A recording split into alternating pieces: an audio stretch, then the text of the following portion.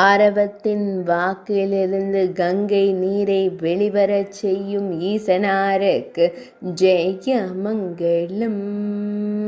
நாகராஜரை திருக்கரத்தினில் பிடித்து வெளிவரும் கங்கையை கண்டு மகிழும் கங்காதரனுக்கு சுபமங்கலம்.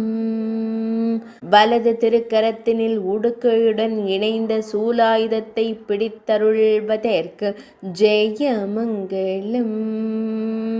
அமைதியாய் அமர்ந்தருளும் முக்கண்ணனுக்கு ஜெய மங்களம். கங்கை நீரை கண்டு மெல்லியதாய் புன்னகை தருளும் பித்தனான தெய்வத்திற்கு ஜெய மங்களம்.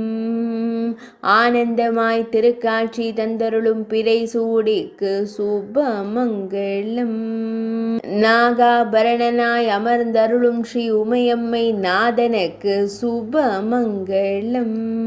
சுற்றிலும் நீரிருக்க பாறை மீது அமர்ந்தருளும் கைலை மலை நாதனுக்கு ஜெய மங்களம்.